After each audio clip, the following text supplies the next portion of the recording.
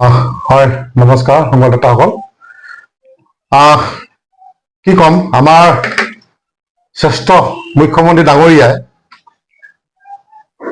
বাদ দিলে জাতি মাটি ভেটিৰ কথা। লাগিব লাগিছিল কিহত, তেখেতে লাগি আছে কিহত আপোনালোকে সকলোৱে গম পায়। যিহেতু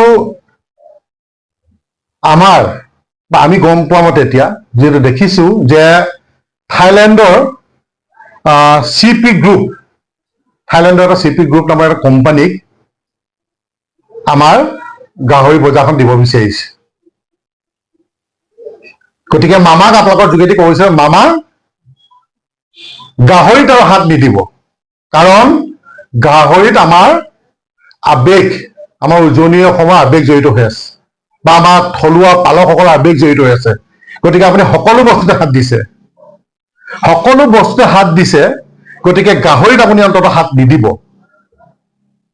সকলো মানুহ মৰক, অকল আপোনাৰ পেটটো ভৰক, তেনেকে চিন্তা নকৰিব মামা।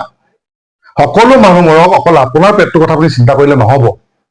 গতিকে থলুৱাসকলৰ যি অৱস্থা হৈছে আমি এইকেইদিন দেখিছো, তেখেতলোকে মানসিক নিৰ্যাতন ভুগিছে। যেতিয়াৰ পৰা তেখেতলোকে গম পাইছে যে যিদৰে ব্ৰইলাৰ বজাৰখন গুচি গ'ল, মাছৰ বজাৰ গুচি গ'ল, এতিয়া অৱশেষত আমাৰ গাহৰি যি পোহপালন দি যি পালকসকলে চলি আছিল, বহুতো পৰিয়াল চলি আছিল, সেইও তেখেতলোকে মানে এতিয়া কি কৰিলে, আমাৰ মুখ্যমন্ত্ৰী ডাঙৰীয়াই ষড়যন্ত্ৰ কৰি এই গাহৰি বজাৰখনো তেওঁ শেষ কৰিবলৈ লাগি গ'ল।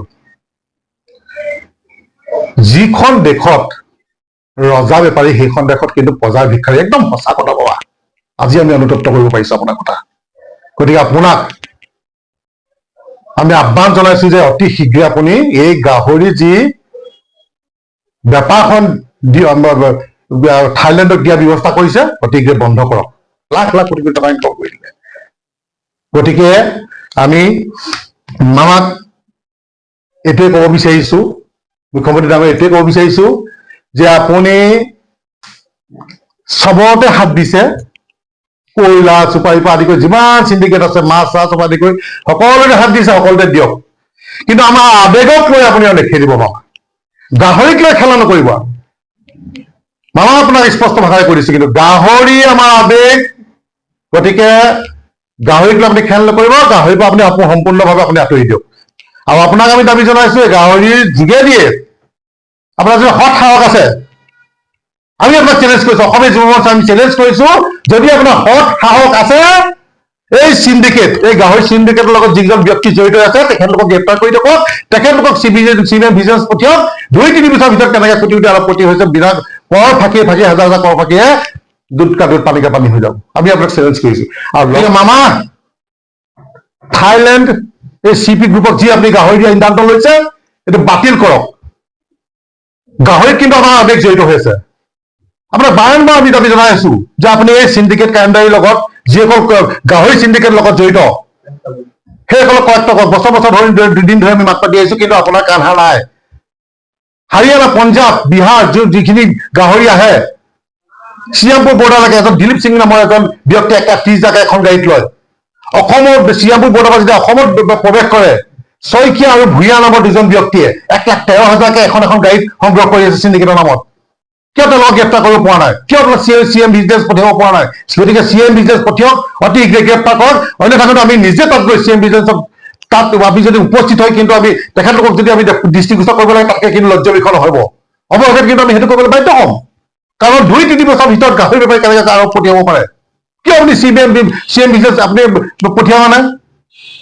অকল থলুৱা পালকসকলক ভাতে মৰা চক্ৰান্তত লাগি আছে আপুনি। অতি শীঘ্ৰে যদি এই ভূঞা আৰু শইকীয়াৰ প্ৰতি দুজন গ্ৰেপ্তাৰ নকৰে, চিণ্ডিকেট কাণ্ডাৰীৰ লগত জড়িত 1,13,000 লৈ আছে, আমি কিন্তু হাতত নাথাকিম। আৰু লগতে যিসমূহ গাড়ী বহিৰাজ্যৰ পৰা আহে, চিধা নাগালেণ্ডলৈ লৈ যায়, আৰু নাগালেণ্ডত গৈ কি কৰে, তেওঁলোকে গাড়ীখিনি খালী কৰে, খালী কৰি পেলাই কি কৰে, ৰাতি 12 বজাৰ পৰা 2 বজাৰ ভিতৰত আকৌ আমাৰ অসমলৈ পঠিয়াই দিয়ে। যিহেতু সেইখিনি গাহৰি আমাৰ অসমত তেওঁলোকে বিকিব নোৱাৰে, অসমলৈ পঠিয়াই দিয়ে। চৰাইদেউত যায়, ডিব্ৰুগড়ত যায়, আমাৰ চব তথ্য আছে, ভিডিঅ' আছে।